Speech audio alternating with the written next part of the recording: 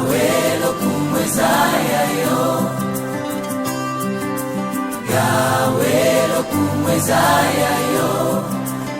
Salangana yebae, bapusa mutima na yo, lobanga na yo kae, mabanso ya molimo na yo, bongongala kokisa papae, bapusa mutima na yo bongongala loba maloba maeko simba yo.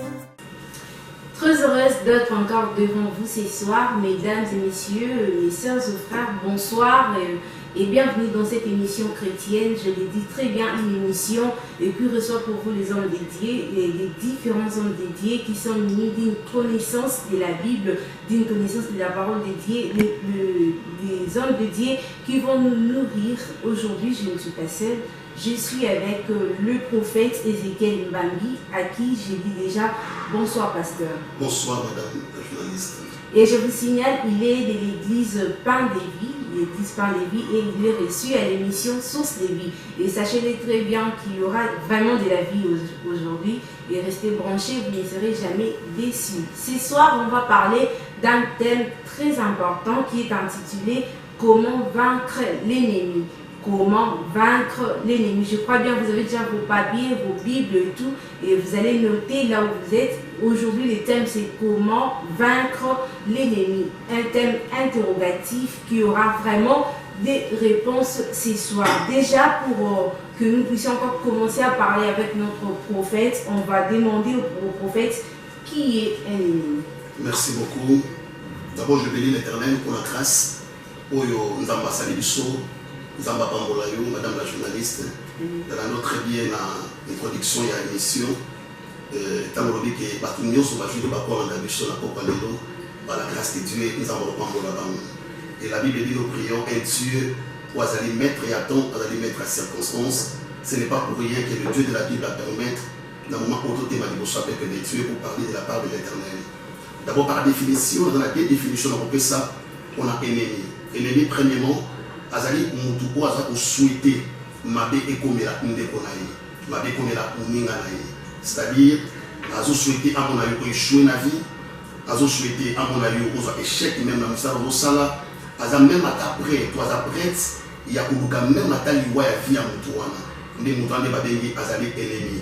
Et mutu ko azo sepelate même na récit ta vie ya mutu osali kambo ezali bien na tout bato bato so bata ko apprécier bato so bazo betelo maboko. Mais nous sommes toujours au béba. Dans nos souhaitons nous avons seulement échec. Tout même à Taliban et béba, nous avons des babéliers azali ennemis. La Bible c'est exemple de biblique. Parce que dans la Bible, nous avons plusieurs sortes d'ennemis au Bible pour enseigner les choses.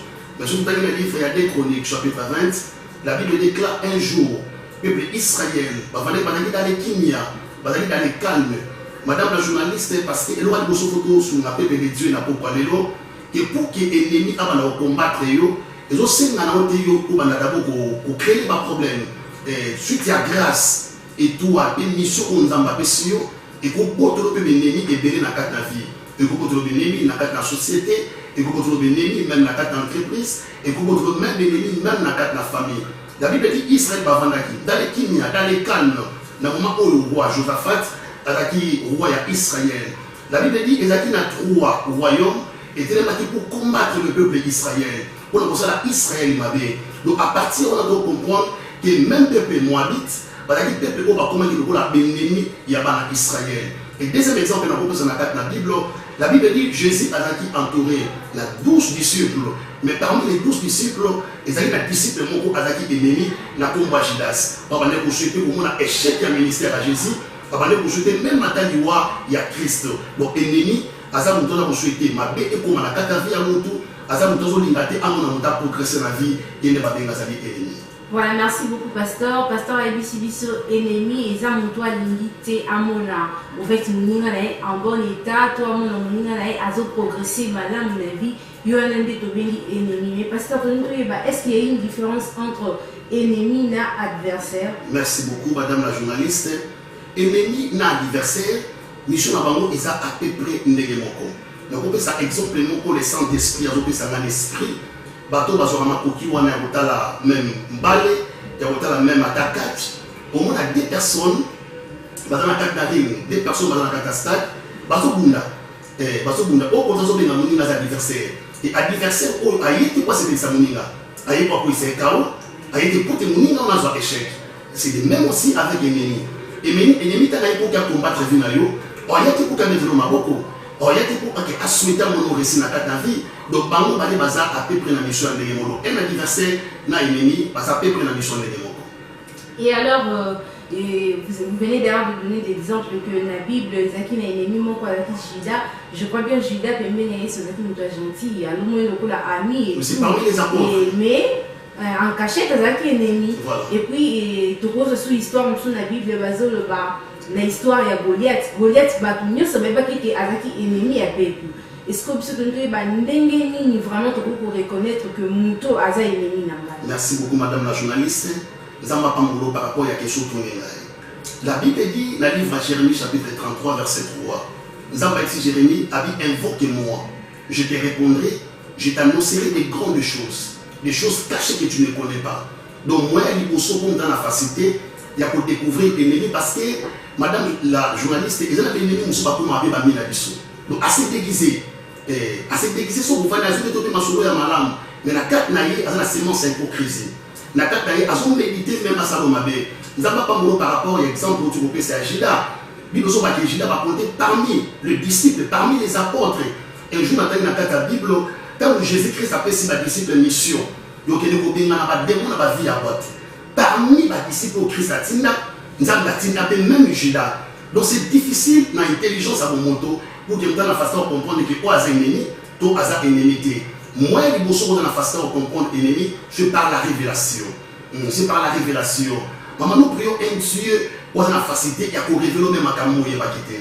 Nous avons la facilité. Nous avons posé ma acte moi à ma langue de ménayo, à son cabé à son sous mon avis. Mais par la révélation, c'est possible que nous avons on a la facilité de comprendre que nous avons souhaité mon échoué dans la vie, nous avons souhaité mon pouf dans la vie. Premièrement, pour que nous avons la facilité de découvrir l'ennemi, c'est par la révélation. Et deuxième signe, pour découvrir l'ennemi, c'est par le signe, il y a jalousie. La compensation exemple biblique. La Bible dit un jour, Jésus-Christ avant d'aller dans les disciples, ils ont dit il y a Marie de Magdala. La Bible dit cette femme d'Anaïe, à mon présence, il y a Jésus. Elle était bénie par la présence de Jésus. La Bible déclare qu'il y a Jésus parfait naïe, à sauver la date de à Jésus. Mais parmi les 12 disciples, la Bible dit moi, qu'on a pas disciple à Jésus, mon thème est débarqué. Donc, nous avons dans la vie naïe. Que nous sommes sentis qu'il y a jalousie. Donc, à tout l'atibie, il y a ces raté. Aux Anamouba, il y a ces raté. Au Botabana, il y a ces raté. Si nous avons 6 mois dans la vie à Moutou, c'est parmi les signes pour comprendre que Moutou, Oyo, Azapé Mouna Nangai. Et troisième signe, pour la facilité, il y a comprendre l'ennemi, Azapé Moutou, à s'opposer à tout moment, n'a pas pensé à Malam ou Mutazarayamo. Donc, chaque fois, on a un projet à Malam, on va dire que nous avons fait exemple de Moya. Bandeko va aussi un voyage à Dubaï. On va dire que nous avons un projet de voyage à Dubaï. Mais il y a ça, c'est pas pour décourager. Azana, c'est pas pour télémérer. On va expliquer que le projet de Libal, que mon bal a l'inga de Maroba Langai. On a dit à voyager, mais à va nous décourager. Donc, on a bon pour la façon de comprendre que mon Oyo, vous avez vision de côté, à déjà mon Nangai. Donc, moi, je parle la révélation, moi, je parle, ils ont parmi la jalousie. Et moi, je sens tout. Et si nous avons s'opposer dans la décision, nous avons déjà la façon de comprendre que nous avons ennemi. Merci beaucoup, pasteur. Ceux qui vont comprendre, donc, avant révélation, avant qu'il y ait la jalousie et tout, et la personne doit d'abord invoquer Jésus, comme vous avez dit au début. Oui, parce que dans le livre, il y a Jérémie chapitre 33, verset 3, la Bible dit, Jérémie dit, invoque-moi. Au bout d'un exemple, mon esprit. Le lot, il a responsabilité. Jésus étant que Dieu, parce qu'il est omniscient, omniprésent, omnipotent. Maintenant, tout peut se prendre mon tour. Nous avons besoin de côté où il se prend dans l'ensemble sacré. Jésus paraît très bien que la population des Camerounais joue la guérison à Bartimée. Ils jouent la délivrance à Bartimée. Mais la Bible déclare pour que Bartimée ne soit pas fondement, et c'est là qui a crié. Aujourd'hui, nous ne pas dans la responsabilité. Deuxième exemple, la Bible dit qu'ils ont demandé pour la souffrance en Israël en Égypte, mais la Bible déclare qu'ils ont pour que Atina Moïse. en intervention pour libérer le peuple d'Israël. Et c'est notre peuple d'Israël va crier. Et c'est notre peuple d'Israël va gagner par une ensemble. Donc, moyen à ma lame pour que nous ayons aussi révélation à part souveraineté en Zambie. Parce que l'attaque à révélation, Dieu est souverain. On ne peut pas ressembler la tête, mais nous avons pas besoin de révélation. Tout le monde a un touchou, on a petit masanga. Mais à l'aller, la boutou, à l'autre type de l'auto. Alors, on a la souveraineté et en Zambie. Mais à part souveraineté en Zambie, moyen à ma lame, nous avons la révélation, il faut invoquer Jésus. À invoquer Dieu, on a facilité et on a la révélation de pour la vie. Voilà, pasteur, nous sommes sans ignorer que Bangouna na biso, soit Bayemi na biso, Zape Makasi. Tokoki, te ko nier ou soit ko déconsidérer Makasi na bango. Mais tu nous nani o akuki kolonga muna. Merci beaucoup. Vraiment, nous avons pas beaucoup de messages qui ont été dans l'émission de Popalelo. On a dit bonsoir à Kolonga Munguna, ils ont montré au Christ à sa katnaï. Apôtre Paul a dit si je vis, ce n'est pas moi qui vis, mais c'est Christ qui vit à moi. Parce que il y a Satan, il y a un Dieu. Je regarde le livre, il y a Ephésiens. La Bible dit, nous avons appelé ça qui Jésus comme mot. Ou ils ont comme mot. C'est ce que dit la Bible.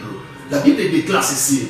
Na se ya mabele, na mabele pe na likolo, ils ont comme mon côté, ou ils ont na mouya, ou ils ont na makoki, il y a pour arrêter le nom de Jésus. Donc pour que nous ayons la capacité, il y a pour vaincre l'ennemi, il faut d'abord avoir un ensemble. Donc si vous avez un ensemble, maman, n'est pas difficile. Nous sommes dans la grâce à Jésus la vie à mon kiri. Nous sommes des musiciens, nous sommes des sapeurs, nous sommes des musiciens, nous sommes des récupérants.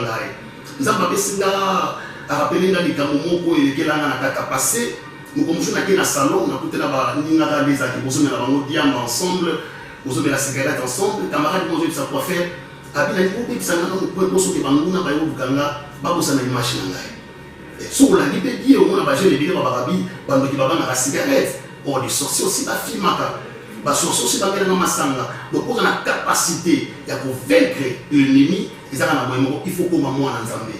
Ils ont de l'intelligence. Dans la paix, il y a des diplômes. Tout le monde a licencié à Koufi. Tout le monde a français à bien, mais à Koufi. Mais c'est lui qui a Jésus, dans Katinaye, dont l'ennemi a coupé à temps pour le monter pour le. Alors, pasteur, on le dit également très important et touché à ma casse. On le dit, moto kolonga ennemi, il faut azala moi na nzambe. Nga siko le na yeba na pokwa leli. Kozala moi na nzambe. Ba bota makayango to ba koma kaya. Merci beaucoup. Vraiment nzamba pa morayo. Différence c'est ali entre la créative na kozala moi na nzambe. C'est deux choses différentes. Et on a même les lots au cause de la face ya païen. Et parce que nous avons des créatures parce que nous avons créé même le païen, même les chrétiens. Mais pour que nous ayons des conditions à mon sur le livre à Jean, chapitre 1er, verset 12, la Bible dit à tous ceux qui l'ont reçu et à ceux qui croient son nom, elle leur a donné le pouvoir de devenir. Il est précisé de devenir. Donc pour que nous ayons des conditions à mon il faut passer par la croix.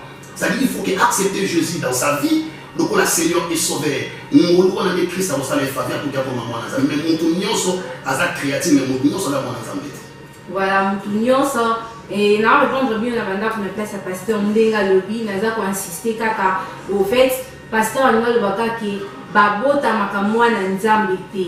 En d'autres mots, babota makamoto na nzambe. Mais bakoma kande moi na nzambe. Je crois na beti na tapa côté. Il dit à côté tout exact. Voilà. Et pasteur, vu que pour que nous talonga ennemi nae, il faut que maman na nzambe et pour kalonga, nous vous laissons le temps. Il y a pour sunga bandeko ba ota bisuna banda ba mo pe ba ko mabana nzambe. Merci beaucoup. Vraiment nzambe a zolokumu pour l'occasion oyo. Ma sœur, mon frère, émission est pour nous condamner au thé, mais nous avons grâce. Nous avons besoin parce que nous avons un petit témoignage dans la nous avons païen, les bâtis nous embêtés, mais nous avons accepté Jésus-Christ, la vie dans la Seigneur et Sauveur, et nous avons salé la grâce comme moi dans Zambie. Il a dit si vous allez, pour répéter c'est ma prière pour la et par la grâce de Dieu, ce qu'on répéter à nous, nous avons besoin de à partir de l'eau pour ce qu'on a déjà moi dans Zambie. Merci, vous gagnez une chance pour ce que vous avez.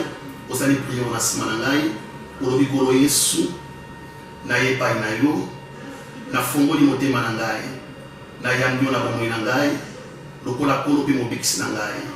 Kolo Yesu, longola na vie ya péché, na pesi vi na yepa na yo, do na komi mwana Nzambe, na kombo na Yesu. Amen. Amen. Je crois bien, on peut acclamer pour le Seigneur parce qu'il y a un moment pas bon, gloire au Seigneur. Pasteur, le coup la sikoyo. Et c'est moi là pour quelques personnes déjà bon limité ma de partout ils sont et le lengeni comment vaincre l'ennemi. Donc comme ce qu'on a grand thème mais biso tonné pour ça là pasteur à panza ya muvana. Merci. Comment vaincre l'ennemi? Il aura des bosso conditions des bosso pour secret des bosso pour monter au sala pour avoir la facilité ya bolonga munguna banguna ko vanda bango pembeni moko banguna même ya musika pour avoir la facilité ya vaincre bango conditions des bosso. Il faut dans la relation Yamalamu Nanzambe. Alors, très bien, pour dans la relation Yamalamu Nanzambe. Mais quand accepter déjà Jésus-Christ dans ta vie, le la Seigneur est sauvé, le cas où battre la relation. Dans la sanctification, dans la respecter aussi le principe biblique, parce que Nzambe dit Joshua dit que c'est le livre de la loi et le matin musical, méditer les jours et nuits. Pour comment moi Nzambe, maintenant vous gardez relation, c'est des choses différentes. La Bible ça exemple biblique dans le livre de Daniel. La Bible dit tant que Daniel, papa qui Daniel n'a qu'à Nalibou, il y a un cossi. Tant le roi a eu pas la solide Daniel a profité, et l'on a dit au roi et ça Daniel. A dit Daniel, est-ce que nous avons c'est la avec persévérance? Nous avons la relation malade naïe.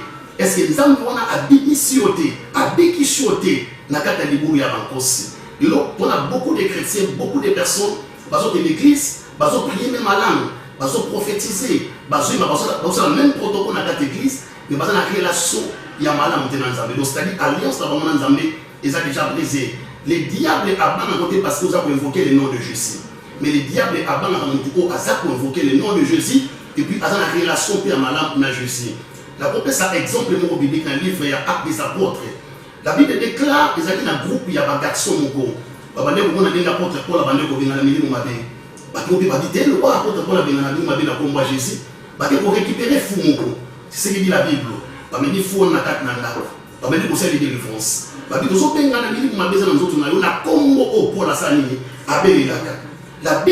que la Bible me dit ceci. Fou en atélémie, je connais Paul. Je connais aussi le Jésus. Oh, Paul a béni. Mais Bino, il y a une bibinoté. Voilà, on a combien comme moi Jésus, mais sur la relation où on a christé, vraiment c'est difficile pour nous la facilité de convaincre l'ennemi. Et deuxième secret, comme dans la facilité, c'est à travers la prière. Sotangi, dans le livre Actes des Apôtres, chapitre 12, verset 1er jusqu'à verset, je crois, 10. La Bible dit ceci, un jour, Hérode a sorti les canici pour combattre l'église de Dieu, pour combattre l'église de Jésus-Christ. Dans la Bible dit, à Jacques, à Jacques n'a pas prison, à Boumi Jacques. Et dans la monnaie CP ici, la Bible dit ceci, pour récupérer sous Pierre, à Pierre n'a pas prison. Nalikanici était abomaillé avant fête il n'y a pas. Mais la Bible me dit, les chrétiens va comprendre qu'il y a importance, il y a prière. Donc les chrétiens va dire, va s'amener. Bible Sinda que nous sommes pas ça qui apôtre Pierre victoire, il vous approché au Hérode avant de voir dans la vie il apôtre Pierre. Donc pour que le peuple de Dieu va dans la facilité, il y a un long ennemi, condition de balai, il faut pas dans la vie de prière. Parce que la Bible dit, c'est lui qui est capable de prier, est capable de tout. Et puis, il était surpris, loué. Tout ce que vous demanderez en priant, croyez que vous l'avez déjà reçu et vous le verrez s'accomplir. Madame, vous avez la puissance derrière la prière. Vous avez la puissance, vous avez le pouvoir derrière la prière. Vous avez un exemple, j'ai un ami, il est ambassadeur de grâce, il est déjà prophète. Maintenant, il est qui paye, il est qui moutouma bakis. Il est qui moutouma pour servir même Bananga. Après ça, ce témoignage, alors, il y a une relation qui va soka moni mutu asambela na mini fois qui mena nzela ya mozo na madame za ba kushoko pese moto na nzela boye aso répondre moto na otu ba kushoko pete na ndako za ba signe komela bango déjà soka multiplier fi de prières makas même bato bango so na bango bien na kata ndako na lopango ba kombine ni naye eza déjà ba signe on comprendre que buna bato na boza dimension mo côté asinga prophète Ézéchiel soki na côté na mutu asambela na mini il faut na kima parce que na kata na ye azo bimisa chaleur azo bimisa moto. Donc, nous devons multiplier vie à prière Katinaye à la facilité à convaincre l'ennemi. Quelle que soit la puissance, quelle que soit la loi établie, il y a famille. Quelle que soit peut-être la loi, mais c'est lui qui est capable de prier et capable de tout. Deuxième secret, ils ont et troisième secret, ils allaient pour respecter les directives de Dieu. Ah non, mais moi, c'est mon qui est vraiment accordé à moi quelques minutes. Sans problème. Pour respecter ma directive. Na début, il y a une émission, on va dire très bien, nous avons un ennemi, mais on va se déguiser, on va comme un loco la bamine à l'issue. Vous liez à Kanaye, vous mettez à Kanaye, vous vendez à bien ensemble. Le projet, là, vous peut tellement avoir confiance dans lui, vous partagez le projet, vous secret sur la vie, vous commencez à avoir la confidence, vous avez la confidence, vous avez la confiance dans lui. Alors, pour vous avoir la facilité pour l'homme, il faut respecter aussi les directives. Parce que pour que nous vaincre l'ennemi, il faut respecter la directive pour nous envoyer ça.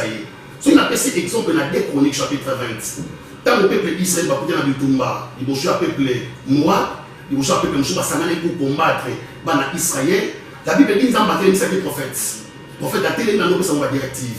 La Bible faut respecter les Kamboui. Le lot pas dans un pour jouer dans le combat spirituel parce que bon ça m'a tenu aux autres parce qu'on respecte tes onzamba avec ça. Donc on doit respecter la directive Nanzambé à la facilité de convaincre l'ennemi. Voilà, merci beaucoup, prophète Ezekiel Bangi. Et toujours continuer Nabino, je crois bien que Nanzambé a causé la béni na pourquoi elle est là et ils ont matamala le baboumo. Je crois bien à la béni. Mais pasteur, vous avez touché un point, en fait, le message de mon pasteur. Bon, non, pas de problème, c'est pas grave. Au martelé point mon corps est touché dans ma case sur la prière. Et il y a des gens qui l'église peut-être je peux dire baïbi pour s'embêter. Azo kenera baïbi sinato kene qui chauffer baban. Et je vais simplement vous demander comment prier. Merci. Bisous nous sommes au moment où nous tant au côté dans le monde il y a vie chrétienne et bah on s'embêter. Donc nous devons comprendre que à quelle église parce qu'à l'Igna comme à moi ensemble, un jour aussi, Jésus a bénéficié de l'enlèvement. Nous avons il faut respecter le programme, il y a Kilt. Mon attaque d'église, on s'en a sur nous. Parce qu'on a vu sur secret bénédiction. Parce qu'on a vu aussi, nous avons vu pour que tu aies fait un peu de l'écolo. Parce qu'on a vu aussi vie à prière. Vie à prière, ils ont attaqué sur le monde directement. Nous avons dit, maman, on s'en bénéficie, ils ont remonté. Surtout même dans la Bible, un jour, les disciples à Jésus. Donc pour que vous ayez la facilité de voir comment prier, il faut avoir un serviteur de Dieu. Parce que la Bible dit confiez-vous à l'Éternel, votre Dieu vous sera affermi et à ses prophètes vous resterez. Donc il faut avoir un serviteur de Dieu et l'homme de Dieu dans le souvenir de ça y est, comment prier. Voilà, et ceux qui déjà côté l'église, et c'est l'effort comme à Kovanda mini pembe ya mosala nzambe wana et Dieu va t'aider oye ba lolengeni ya kosambe ya mais pasteur j'aimerais bien ola qui s'appelle 1 ou 2 points ba tubaye ba ndenge ya kosambe même à l'instant même azota la biso quand même. Merci beaucoup. D'abord avant comme wana ils ont un secret mususu nzamba zo pesa dans l'esprit il y a comment vaincre l'ennemi. Je te donne le livre il y a 1 Samuel chapitre 17. La Bible dit, on peut faire l'exemple, on a bébé à émission, il y a Goliath. Goliath, quand on a télé pour combattre le peuple d'Israël, la Bible dit, il y a Israël, il y a télé malité, mais ils ont battu le mot. Parce qu'il y a chaque famille, ils ont battu le mot. Et je suis convaincu, madame, vous avez parmi Banabaso, vous avez essayé de faire dans le monde du journalisme. Je suis convaincu, je parle en tant que prophète. Donc, la carte société, la carte même dans une famille, ils ont un mot la Bible dit David. David a été pas Saoul. Saoul a dit dans le moment Saoul a été convaincu, la Bible dit ceci. Saoul a dit la manaye. Après c'est David pour que permettre à David la facilité à beaucoup sa Goliath. Il dit quand David a dit la Saoul.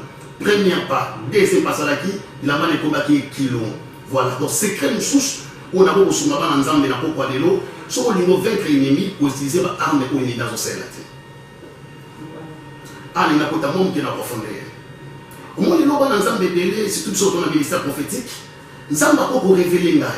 Et si nous avons dit sa vie, nous avons fait cet exemple. Ils ont peut-être pas pour aboutir. Ils ont maman aboutir.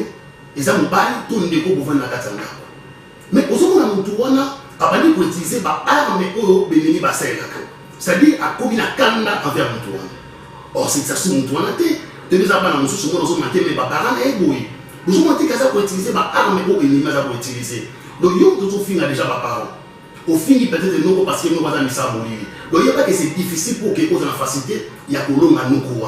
Donc, pour vaincre l'ennemi, il faut utiliser les armes, différemment les armes que vous utiliser. C'est très important. Merci. Et là, comme on a compris, il y a madame, on les enseignements, les Saint-Esprit d'enseignant très bien. Parce que quand on a un thème, ceux qui soif à prière, on va dans la Nzambe, aux autres demeurent dans la église, nous allons enseigner. L'Esprit de Dieu a commencé à m'adorer. Le Saint-Esprit a voulu même pour inspirer à travers mon tour pour nous sembler bien. Après, c'est exemple à l'amour. Dans la bonne montée, ma chose pour aller vous semblez la petite de 5 minutes, 10 minutes, mais alors c'est lui. Mais un moment, on a combien pour répéter ma campagne, on semble la bien. Et puis, il c'est ça. On a combien pour répéter, mais on répéter ma campagne, il y a aussi des pas ensemble. Moi, peut-être ça va adorer ensemble, dans comme ça comme ensemble, dans moi, on a bien sûr baratama malobana. Donc, tant aux autres sapés matin, on a la prière à battre une source, nous avons reçu grâce, dimanche, on a prière et pour le matin. Et puis, on a parlé. Yo mo pe fosu mo kozo na makola nzambe ko sanzambe c'est le matin dimanche na prière et so senge pas na nzambe parce que le bignon so senga même la prière dans la carte même les mariages dans la carte même les élévations dans la carte so senge nzambe nzambe enseigner comment prier par la grâce de Dieu je convaincu nzambe wala ça comment prier et homme de Dieu aussi ko le bac quand on bon là monter massika on ça bien de fois 5 minutes et puis malobesili et je vais maintenant savoir prière il y a malam o nzambe seigneur yo ka ça dépend de la durée to minutes. Merci beaucoup nzamba pambola yo par rapport à question to dingai prière à malam ils ont dépend d'abord la durée nan prière à malam ils ont dépend de l'intimité ou dans mon nzambe relation ou dans mon nzambe au ko sambela pendant 5 heures de temps. C'est pour ça que tout le monde a pas mis sur le dos comme ça mangé ngé le la vie na ba ya prière le soir on a mangé même si on trouve ça va finir ma bé azomona c'est comme ça comme directement na mangé ça va répondre donc on a relation na bien nzambe à tout ça pendant 4 heures de temps nzambe va répondre OK mais nous sommes dans la relation madame nzambe ça c'est 5 minutes 2 minutes pour que prophète Élie akamamula et c'est là sa déclaration pendant 5 minutes et c'est là sa déclaration pendant 10 minutes la Bible dit Élie a tellement dit 6 mots à ma parole. Mboule Gobet était dans Israël pendant 3 ans et demi.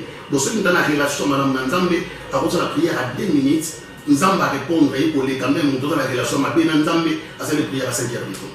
Voilà, restez branchés, il y a encore des surprises dans ces plateaux et ici, il est seulement question de rester branchés et suivre attentivement ce que nous sommes en train de dire ici. Je crois bien ensemble à Opambola, de partout où Bozo la Nabiso, pasteur Nabiso, prophète Ézéchiel, que ce c'est pas naïo. Est-ce qu'aujourd'hui, tu reconnais le baquet vie à partout et ça va rallier dans le combat? Merci. D'abord, le monde est dirigé à des royaumes. C'est-à-dire qu'il y a des royaumes. Au royaume, il y a Nzambe. Dans le royaume, il y a Satan. Il y a un Nzambe parce que c'est dans le bateau, il y a ni chaud, ni froid. Voilà. Donc, il faut que vous donc, ceux qui directement au Nakatanga ou Nzambe, il n'y a pas déjà que font le combat pour la finale. Donc, vie à moi, Nzambe, dans ma belle, ça fait un combat. Mais comme ça, moi, Nzambe, je vais un combat. Non. Moi, Nzambe, il faut se faire un combat. Moi, Nzambe, il faut se faire un bénémi. Et ça, c'est moi, Mamikolo, Balobabi, Babambakalibanga, Nanzete, Yamanga, ou Mangizali, Yakote là. Donc, supposez les locaux où nous avons battu 4 naïos. Exemple, nous avons passé par l'esprit, exemple à Jessie. Exemple à Jessie, tant que Jésus a Botani, Jésus a dans mon ministère, bébé Jésus, mais à Bouja, au royaume d'Israël. Donc, moi, je n'ai pas beaucoup de mal. Je suis étoile où nous avons battu 4 naïos. Et pour créer les combats. Donc, vie, il y a mon toit dans la promesse. Il y a un homme de 4 naïs. Vie, il y a mon toit accepter Jésus-Christ en vie, le rôle de Seigneur et Sauveur. Vie, il y a mon toit les alliés dans le combat. Mais une bonne nouvelle, le combat, il y a un temps de une bonne nouvelle. Parce que dans le combat, on a un peu de longaté. Il y a fortes personnes de longaté. Nous avons pas le prophète Moïse. Moïse est ici pendant Israël. Il a dit gardez silence. Car l'Éternel, votre Dieu, combattra pour vous. D'autant que tu mettez les Arabes chaud. Madame la journaliste du Cameroun, même les gens à pasteur montent dans la Katanga pour notre dire. Il arrive des fois, même nous les hommes de Dieu, vivent des prières pour Okita. Tellement vous avez un problème de tout, vous savez les prières il y a 2 minutes. Vous avez battu la langue. Mais dans le moment où la Bible dit qu'on a un avocat au Pembe à papa, à intercéder pour la bouche pour tout le monde. Dans ce mari a été, on les a confusion, bateau. Ils ont marié à Marie intercédera pour la bichoté.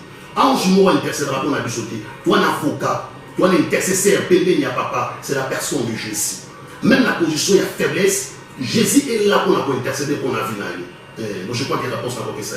Je crois bien, on ne fait pas la polémique ici, mais Nina Bakaka, Nina Bakaka tombe de Gonabisa, Bakaka Marie va t'apparaître à côté.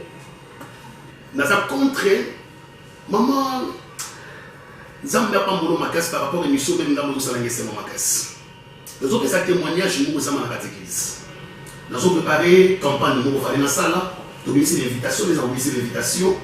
Moi, je n'ai une invitation à la retraite, c'est pas à j'ai invitation à la photo à PC camarade, et camarade dans la invitation à quoi la bande ce qu'on a parti à Wana. N'a pas comme Robi qu'on a pas de travers photo. Non. Bible est clair. Toko bima libanda ya Bible ti. Nyonso oyo faut la toucher vandi likolo ya Biblia. Faut la toucher vandi likolo ba livre de société. Un vrai chrétien faut na yé vandi likolo ya Bible. Donc nous pas ça pour invoquer pasteur na yé.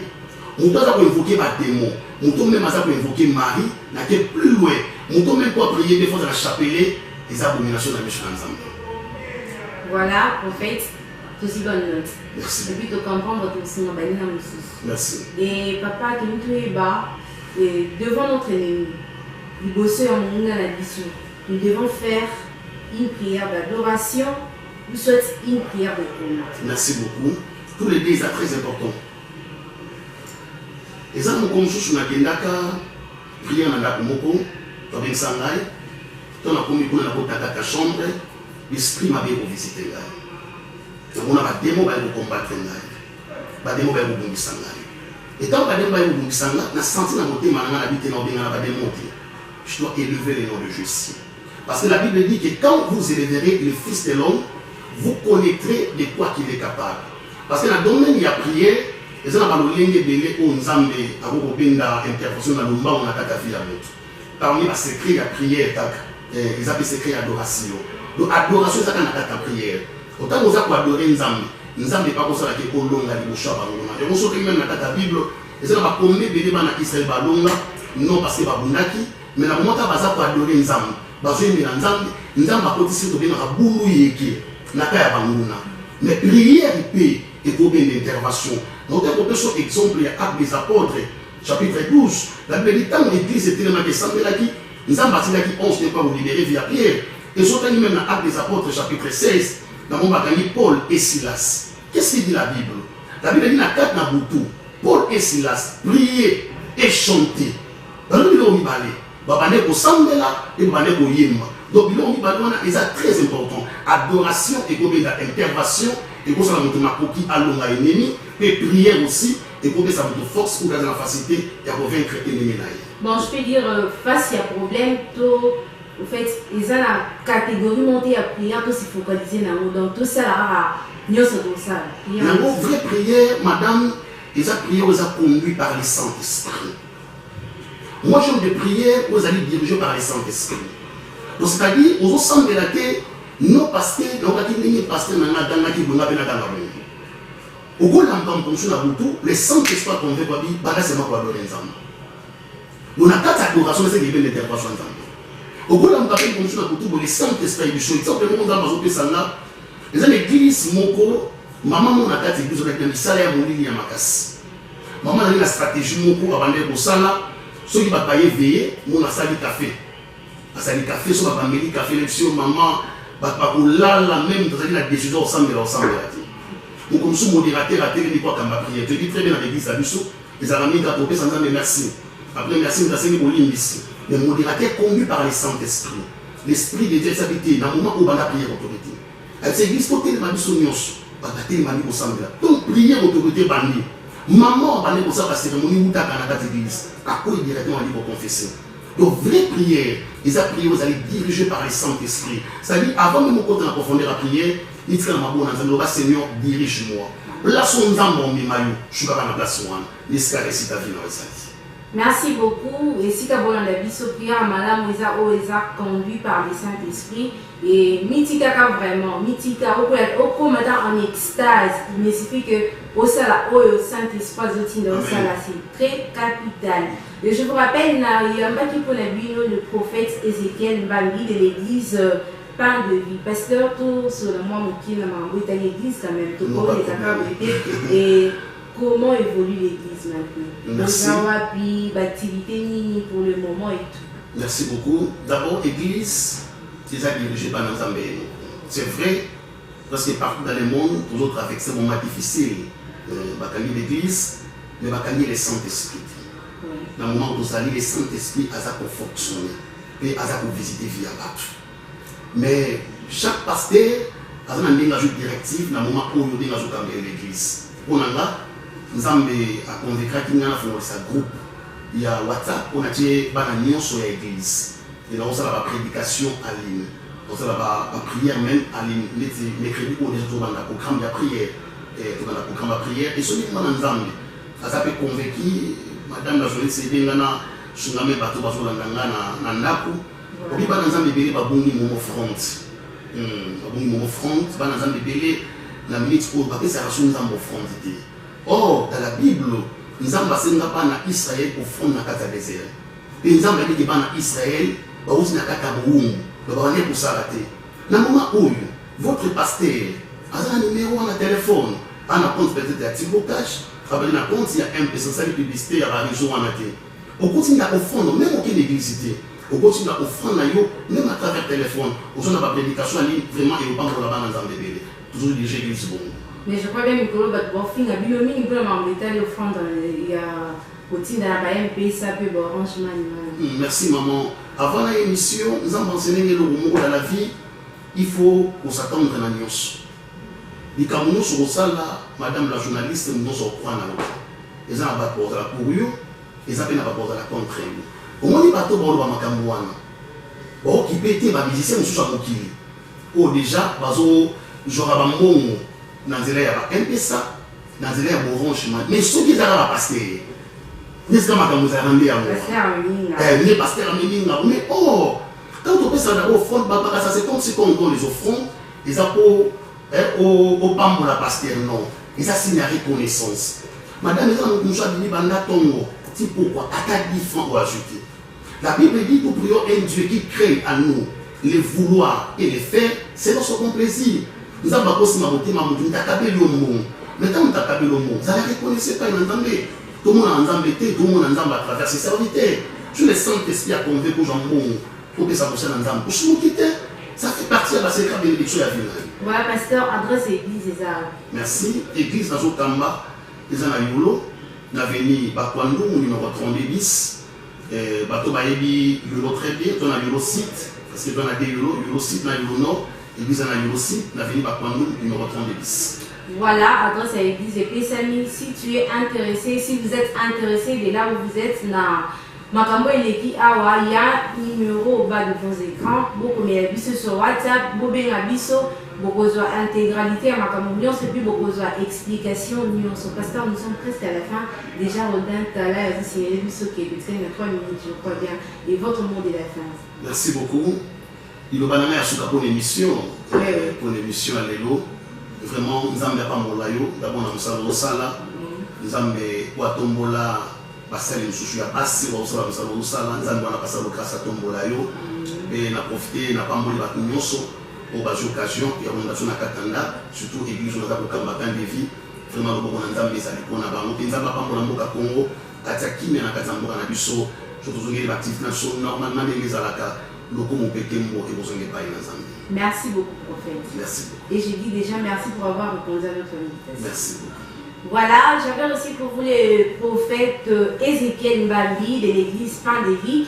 Et mesdames et messieurs, frères et sœurs, là où vous êtes, nous sommes presque à la fin, derrière la fin de cette émission. Et merci à vous de l'avoir suivi et retenez bien le programme. L'émission Source de Vie passe chaque mercredi à 21h15. Restez branchés et Dieu va vous bénir. Je le crois très bien qu'il va vous bénir et il va surtout vous conduire dans la bandila et malam pour que Bolonga, la babi, la bine. Ceux qui vont se faire avec l'émission dites merci à Rodin Tala qui était notre réalisateur. Et quant à moi, je vous dis au revoir. On se retrouve à la prochaine.